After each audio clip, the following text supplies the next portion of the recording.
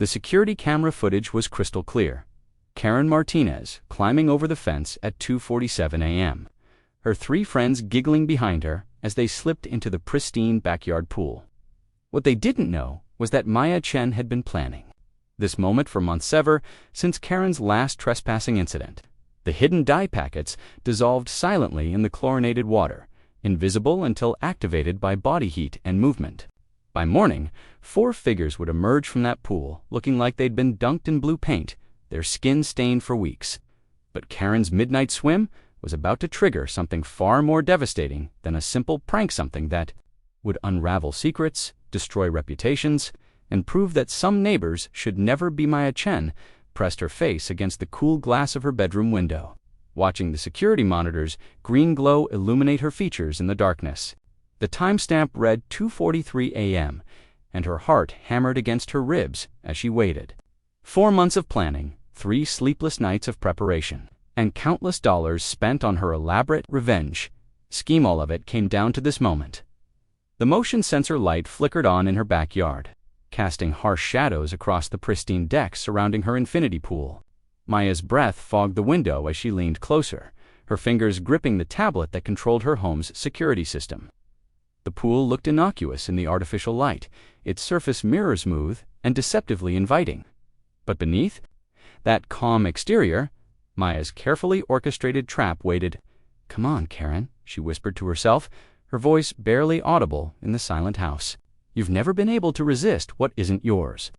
As if summoned by her words, a figure appeared at the back corner of her property.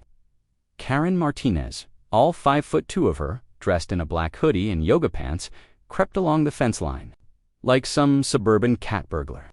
Behind her, 3 other shadows followed her usual entourage of enablers and admirers who treated Karen's chaos like entertainment. Maya's jaw clenched as she watched Karen survey the yard with the confidence of someone who'd done this before, because she had, 3 times in the past 6 months. Karen had borrowed Maya's pool for her impromptu parties, leaving behind empty beer bottles, cigarette butts, and a level of disrespect that made Maya's blood boil. Each time, the Homeowners Association had shrugged off Maya's complaints with bureaucratic indifference. Each time, Karen had smiled that saccharine smile and claimed it was all a misunderstanding. Well, tonight, there would be no misunderstanding.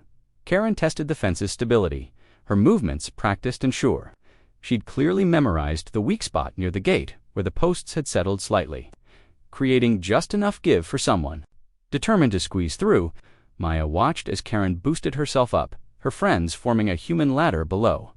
"Hurry up," came a stage whisper from below. "What if someone sees us?" "Relax, Tiffany." Karen's voice carried clearly across the yard. "Maya's probably dead asleep. Besides, what's she gonna do? Call the cops? They'll be gone by the time anyone shows up." Maya's fingers tightened on the tablet. Karen's arrogance was breathtaking, but it was exactly what Maya had been counting on. She'd spent weeks studying Karen's patterns, noting how she always chose the warmest nights, always brought the same 3 friends, always stayed for exactly 2 hours before vanishing back into the night like some pool-hopping phantom dot. Her friends followed in quick succession. Tiffany Chen, no relation to Maya, despite the shared surname, a perpetually anxious blonde who worked at the local boutique. Marcus Webb, Karen's on-again, off-again boyfriend whose main personality trait seemed to be his willingness to follow Karen anywhere. And Jen Rodriguez, a quiet brunette who rarely spoke but always participated in whatever scheme Karen hatched.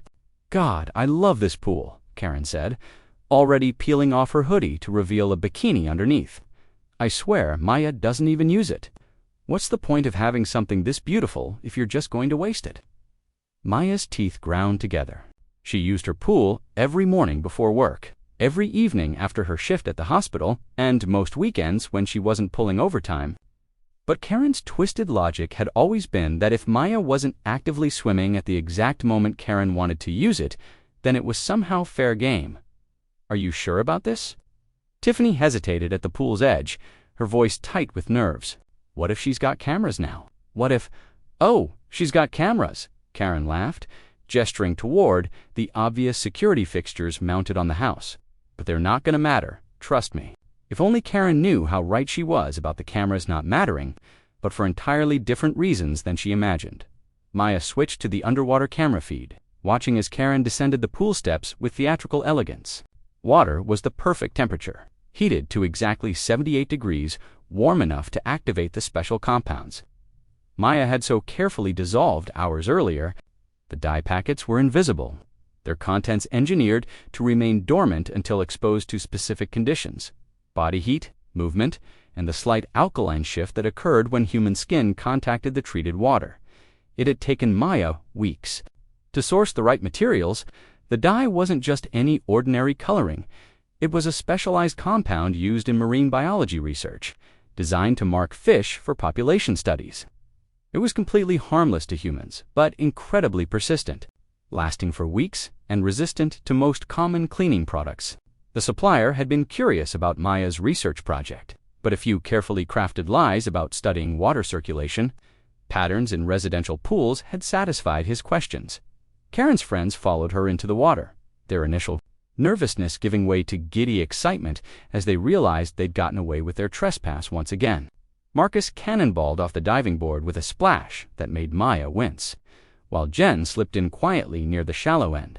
Tiffany remained anxious, constantly glancing toward the house as if expecting Maya to burst through the doors at any moment. "This water feels weird," Tiffany said, running her hands through the liquid around her. "Kind of ... slippery." "It's just the fancy chemicals rich people use," Karen dismissed. Floating on her back and staring up at the star-filled sky, "Maya probably spends more on pool maintenance than I make in a month." Maya almost laughed at the irony. Karen wasn't wrong about the expensive chemicals. The dye had cost Maya nearly $300, plus another $200 for the specialized dispersal system she'd installed. But watching Karen's satisfied expression as she floated in the trap Maya had spent months preparing, every dollar felt worth it. The four trespassers swam and played for nearly an hour, their voices carrying across the water as they gossiped about mutual acquaintances and planned their next adventures. Maya recorded everything, her security system automatically backing up the footage to multiple cloud servers.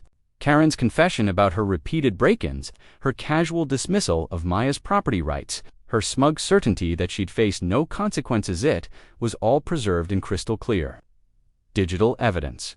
But the real evidence was already soaking into their skin. Maya checked her phone, noting the time, 3:47 a.m. According to her research, the dye needed at least 90 minutes of contact to reach full saturation. Karen and her friends had been in the water for over an hour, and the chemical reaction was well underway.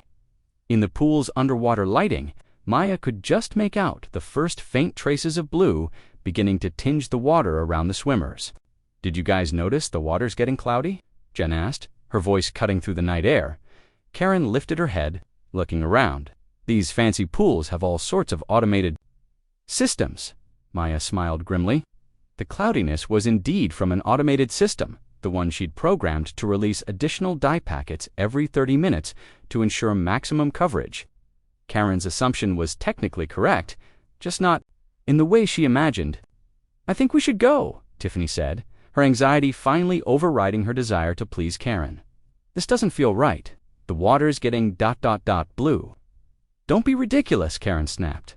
But Maya could see her treading water, examining her hands in the pool's LED lighting.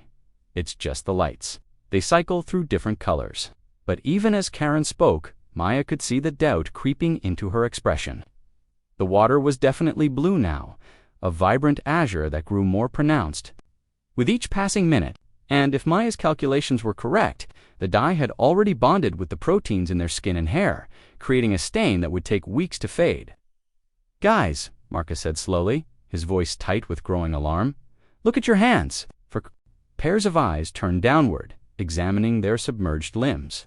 Even in the artificial lighting, the blue tint was unmistakable. Their skin had taken on an otherworldly azure hue, as if they'd been dipped in liquid sky. "What the hell?" Karen's voice rose to a near shriek. "What did that crazy bitch do to her pool?" Maya's smile widened. The moment of realization was even sweeter than she'd imagined. Karen's arrogance was crumbling, replaced by growing panic. As the reality of her situation began to sink in, "Get out," Karen shouted, thrashing toward the pools. She'd spent the morning floating in her pool, now crystal clear after the filtration system, had cycled through the remaining dice scrolling through social media and waiting for the inevitable fallout. She'd imagined Karen would try to call, in sick, maybe claim food poisoning or a family emergency. What she hadn't expected was the email that arrived at 2:47 p.m. from the Willowbrook Heights Homeowners Association. Subject: urgent violation notice and mandatory hearing. Dear Ms. Chen, we have received a formal complaint regarding dangerous chemical contamination of your pool area that resulted in injury to 4 individuals. You are hereby notified of the following violations: unauthorized chemical modification of recreational water features, creating a public health hazard assault via chemical exposure, failure to maintain safe residential conditions. A mandatory hearing has been scheduled for this Friday at 7 p.m. Failure to attend will result in immediate fines and potential legal action. Please bring all documentation regarding pool maintenance and chemical treatments. Sincerely, William Hartwell, HOA. President Maya's blood turned to ice as she read the email twice, then 3 times. The language was precise, legalistic, and devastating. Somehow, in the span of 12 hours, Karen had transformed from blue trespasser to injured victim, and Maya had become the villain of the story. Her phone rang immediately. The caller ID showed her neighbor, Mrs. Patterson, who lived 3 houses down. Maya, dear, Mrs. Patterson's voice was tight with concern. I just heard the most terrible story. Is it true that you boobied your pool? I what? No, that's not. Maya struggled to find words. Mrs. Patterson, someone broke into my pool. Again, Oh, honey, Mrs. Patterson interrupted, her tone shifting from concern to disappointment. I know you've had troubles with trespassers, but chemical weapons? That poor girl's skin is bright blue. Her mother called me this morning, absolutely beside herself. The girl can't even go to work. Maya's grip tightened on her phone. Chemical weapons. It's just dye. It's completely harmless. Harmless. Mrs. Patterson's voice rose to a scandalized pitch. Maya, have you seen them? They look like they've been poisoned. And the smell, apparently, they reek of chemicals. One of them, he's talking about suing for emotional distress. The call ended with Mrs. Patterson promising to pray for everyone involved, leaving Maya staring at her phone in growing horror. The narrative was already set, and she was losing control of it completely. Maya's laptop chimed with a Facebook notification. Against her better judgment, she clicked it open and immediately wished she hadn't. Someone had created a private group called Willowbrook Heights Community Watch with over 200 members, nearly half the neighborhood. The recent posts made her stomach lurch. Karen Martinez still can't believe what happened to me and my friends last night. We were just going for a late-night swim. Maya had given us permission weeks ago when we discovered her pool was filled with some kind of toxic chemical. We're all still blue, and the smell won't wash off. I'm scared there might be permanent damage. 47 likes, 23 comments. Maya's jaw dropped. Permission. Karen was claiming she'd given permission. She scrolled through the comments, watching in horror as her neighbors turned against her one by one. Jennifer Walsh, this is so scary. What if a child had gotten into that pool? Robert Chen, always knew something was off about that woman. Too quiet, you know? Linda Martinez, Karen's mother. My daughter is traumatized. She's talking to a lawyer about pressing charges. Tom Bradley, I heard she's some kind of chemist. Who knows what other dangerous stuff she's got in that house? Maya's hands shook as she read comment after comment. Karen had weaponized social media with surgical precision, painting herself as the victim, while Maya became the neighborhood psychopath. The lies were so bold, so convincing, that even Maya began to doubt her own memory of events. She clicked on Karen's profile, needing to see more. What she found made her blood run cold. Karen had documented everything. Photos of herself and her friends with their blue-stained skin, looking genuinely distressed and traumatized. Videos of them trying to scrub off the dye, their voices shaky with apparent fear. A carefully edited timeline that painted Maya as an unstable neighbor who'd escalated a simple property dispute into chemical warfare. The genius of it was in the details. Karen never explicitly lied about the trespassing. She simply reframed it. The permission she'd claimed was vague enough to be unprovable. And her focus on the toxic chemicals shifted all attention away from her breaking and entering. She'd turned Maya's moment of triumph into a public relations disaster. Phone buzzed with a text from her sister. "What the hell is happening?" Mom just called, crying. "She saw something on Facebook about you poisoning people." The speed of the gossip network was terrifying. Within hours, the story had spread beyond the neighborhood, reaching family, friends, and probably Maya's coworkers. She imagined walking into the hospital tomorrow, facing the whispers and stares of people who thought she was capable of chemical assault. Another text arrived, this one from her supervisor. "Maya, I'm getting calls about some kind of incident. At your house. We need to talk first thing Monday morning." Maya's career was suddenly in jeopardy. As a nurse, any hint of dangerous behavior could end her professional life. The irony was, Bittersheet wanted to protect Karen's career with her threat, but Karen had no such qualms about destroying hers. The doorbell rang, followed by insistent knocking. Maya peered through the peephole to see a uniformed police officer standing on her porch, looking official and serious. Her heart hammered as she opened the door. "Ms. Chen, Officer Rodriguez. I need to ask you some questions about an incident that occurred at your residence last night." Maya's throat felt dry. "Of course, please come in." Officer Rodriguez was professional but clearly skeptical as he took Maya's statement. She showed him the security footage, explained about the repeated trespassing, described the harmless nature of the dye, but she could see in his eyes that he'd already heard Karen's version of events. "Ma'am, I have to ask, did you give these individuals permission to use your pool?" "No," Maya said firmly. "Absolutely not. They've been trespassing for months. But you didn't call the police on those previous occasions." Maya hesitated. I reported it to the HOA. I filed complaints, but not with the police," Officer Rodriguez noted, writing something in his notepad. "And last night, instead of calling 911 when you saw them on your property, you chose to let them swim in chemically treated water." The way he phrased it made Maya's actions sound premeditated and malicious. She tried to explain about the dye, about wanting to teach Karen a lesson, about the months of frustration and ignored complaints. But every word seemed to dig her deeper into a hole. "Ms. Chen, I'm not arresting you at this time, but I strongly advise you to contact a lawyer. The affected parties are considering pressing charges for assault and reckless endangerment." After Officer Rodriguez left, Maya sank onto her couch, staring at the wall in shock. How had everything gone so wrong so quickly? She'd thought she was being clever, engineering the perfect revenge. Instead, she'd walked straight into Karen's trap. Her phone buzzed with another text from the unknown number. "Told you this wasn't over. You have no idea who you're dealing with." Maya stared at the message, finally understanding the full scope of her mistake. Karen wasn't just some entitled neighbor, she was a skilled manipulator who'd turned Maya's strength against her. The security footage that was supposed to be Maya's evidence had become proof of her premeditation. The careful planning she'd been proud of now looked like criminal intent. She opened her laptop and began researching lawyers, her hands trembling. As she scrolled through criminal defense attorneys, the websites blurred together: assault charges, chemical weapons, reckless endangerment. The legal terminology that had seemed so distant that morning now felt like a noose tightening around her neck. A knock at her door interrupted her research. Maya peered through the peephole to see Mr. Hartwell, the HOA president, standing stiffly on her porch with a clipboard and a grim expression. "Ms. Chen, I'm here to conduct a preliminary inspection of your pool area in advance of Friday's hearing." Maya let him in, watching as he photographed everything with meticulous detail. The pool, the chemical storage area, the security cameras, all of it documented for the HOA's case against her.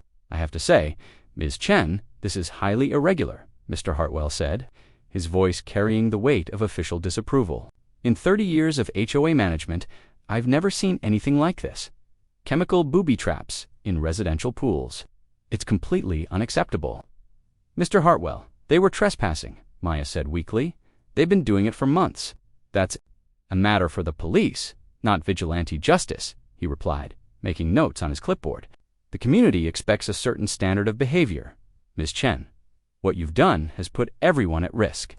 After he left, Maya stood in her empty house, surrounded by the silence of social exile. Her phone had stopped ringing. Evan, her friends, seemed to be avoiding her now. The neighborhood that had been her sanctuary for 5 years suddenly felt hostile, every window potentially hiding accusatory eyes. She walked out to her pool, the same water that had been the scene of her triumph. Now David Kellerman's office smelled like expensive leather and quiet confidence. Maya sat across from him at a mahogany table that probably cost more than her car, watching as he spread out documents like a general planning a campaign. Had passed since the news broadcast, 3 days of Maya hiding in her house while the story went viral across social media platforms. "First things first," Kellerman said, his voice carrying the authority of someone who'd never lost a case he cared about. "Everything you've told me about Karen Martinez aligns with a pattern I've been tracking for 2 years. Maya looked up sharply. Tracking, Kellerman pulled out a thick file folder. "Karen Martinez isn't just your problem, Ms. Chen. She's a professional victim. This is the 7th time in 18 months that she's accused someone of assault, harassment, or endangerment, and she's never lost." Maya's blood chilled as Kellerman opened the folder, revealing photographs, police reports, and legal documents. The faces staring back at her from the photos looked familiar, not because she knew them, but because they all wore the same expression of shell-shocked defeat that Maya saw in her own mirror every morning. "Robert Harrison, Maple Street, Kellerman," said, pointing to the first photo. "Accused of stalking after he complained about Karen's dog barking. Lost his job at the bank when the story went public. Jennifer Walsh, Oak Avenue." Another photo, another destroyed life. Accused of assault after she confronted Karen about letting her children play in Jennifer's yard. Ended up settling out of court for $30,000. Michael Torres, Elm Drive. The third photo showed a man who looked completely broken, accused of making terroristic threats after he told Karen to stop parking in his driveway. He attempted suicide 6 months later. Maya's hands trembled as she stared at the photos. How is this possible? How has no one stopped her? "Because she's very, very good at what she does," Kellerman said grimly. "Karen Martinez has turned victimhood into an art form. She studies her targets, identifies their weaknesses, and then provokes them into reactions that she can weaponize." Kellerman pulled out another Documenta psychological profile that made Maya's stomach lurch. She's a textbook narcissistic sociopath with a genius-level understanding of social manipulation. She doesn't just ruin people's lives, she enjoys it. The thrill of destroying someone gives her a high that normal people can't understand. "But the police," Maya said weakly. "Surely they can see the pattern. Different jurisdictions, different officers, different stories," Kellerman interrupted. "Karen's smart enough to vary her methods and never repeat the exact same accusations twice. Plus, she's built relationships with key people. The HOA president, several police officers, local reporters. She's cultivated an image as a concerned community member who keeps getting victimized by unstable neighbors." Maya felt sick. "So what you're telling me is that I'm screwed," Kellerman smiled, and for the first time since this nightmare began, Maya saw hope in someone's eyes. "Actually, Ms. Chen, I'm telling you that you're the first person who's given me enough evidence to take her down." He pulled out Maya's security footage, displaying it on his laptop screen. "This is the smoking gun we've been waiting for." Karen's own words, admitting to repeated trespassing, showing clear intent and premeditation. Combined with the pattern evidence from her other victims, we can finally expose her for what she really is. "But she's already destroyed my reputation," Maya said. "Everyone thinks I'm a monster. Reputations can be rebuilt," Kellerman said firmly. "Karen's counting on you rolling over like all her other victims.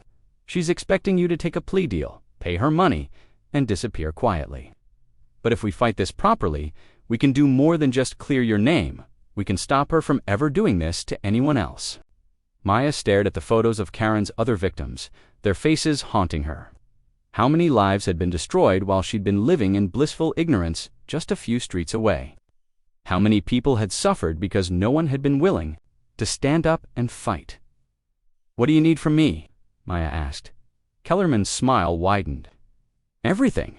Your security footage, your documentation of the trespassing incidents, your communications with the HOA. But more importantly, I need you to trust me when I tell you that things are going to get much worse before they get better." Worse, how Karen's going to escalate. She always does when someone doesn't fold immediately. She'll try to isolate you further, probably attempt to get you fired, maybe even plant evidence to strengthen her case. The fact that you hired me, instead of settling, will threaten her entire operation. Maya's phone buzzed with a text message. Unknown number. Last chance to do this the easy way. $50,000 and a public apology, or I destroy what's left of your pathetic life. Maya showed the message to Kellerman, who photographed it with professional efficiency. And there's the extortion attempt, he said with satisfaction. She's getting sloppy. Fear makes people overplay their hands. $50,000. Maya's voice cracked. I don't have that kind of money. She knows that. This isn't about money. It's about power. She wants you broken, desperate, willing to mortgage your future just to make the pain stop. It's how she's been funding her lifestyle for the past 2 years. Maya's laptop chimed with an email notification. Her supervisor, Maya, effective immediately. You're suspended, pending the outcome of the criminal investigation. Please surrender your badge and access cards Monday morning. The words hit her like a physical blow. 5 years of dedicated service, perfect performance reviews, countless lives saved, all of it erased by Karen's lies. I just lost my job, Maya whispered. Kellerman nodded grimly. Karen probably has contacts at the hospital, maybe someone on the board or a friend in administration. She would have made sure they heard her version of events. Maya's phone rang, her mother's number. Don't answer, Kellerman advised. Karen will try to use your family against you. She's probably already started spreading stories, making them doubt you, question your mental state. Maya let the call go to voicemail, but she could guess what her mother would say. The disappointment, the confusion, the slow erosion of trust that Karen specialized in creating. How do we stop her? Maya asked. Kellerman pulled out a thick legal brief. We're going to do something that's never been tried before. We're going to sue Karen Martinez for conspiracy, fraud, and intentional infliction of emotional distress, not just for what she did to you, but for her entire pattern of behavior. Can we do that? It's unprecedented, but the law allows for pattern evidence in cases of habitual criminal behavior. If we can prove that Karen has been systematically targeting and destroying people for financial gain, we can charge her under RICO statutes, the same laws used to prosecute organized crime. Maya felt a spark of hope. You really think this will work? I think Karen Martinez has finally picked the wrong target, Kellerman said. You documented everything. You have clear evidence of her trespassing, and most importantly, you're willing to fight. Her other victims were isolated, scared, and unprepared. You're not. Kellerman's phone buzzed. He glanced at it and frowned. Speaking of Escalation Channel 7, just received an anonymous tip about your job at the hospital. Apparently, you've been stealing prescription drugs to make chemical weapons. Maya's world tilted. That's insane. That's completely fabricated. Of course it is. But by the time the truth comes out, the damage is done. Karen's playing chess while everyone else is playing checkers. Maya's doorbell rang, followed by aggressive knocking. Through the window, she could see 2 police officers on her porch, their expressions serious. Miss Chen, we have a warrant to search your premises. Maya's heart hammered as she let them in, watching helplessly as they examined her pool. Chemicals, her medicine cabinet, her personal belongings. Everything felt violated, contaminated by Karen's accusations. We're looking for any chemicals that could be used to manufacture toxic substances, one officer explained, his tone suggesting he already believed she was guilty. They found nothing incriminating because there was nothing to find. But Maya could see the disappointment in their eyes, as if her innocence was somehow frustrating their investigation. After they left, Maya slumped in her chair, emotionally drained. How much more of this can I take? As much as it takes, Kellerman said firmly, because giving up now means Karen wins, and she'll move on to her next victim. Someone who might not be as strong as you are. Maya's laptop chimed with a Facebook notification. Against her better judgment, she opened it. Karen had posted a new update, so grateful for all the support during this difficult time. The police are taking this very seriously, and I feel confident that justice will be served. No one should have to live in fear of their neighbors.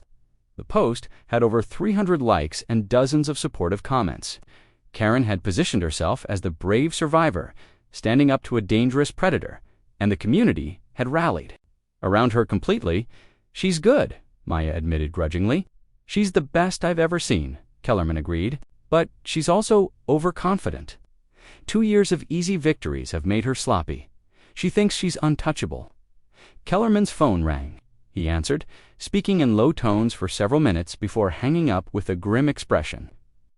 That was Mike, private investigator. Karen just filed for a restraining order against you, claiming you've been stuck.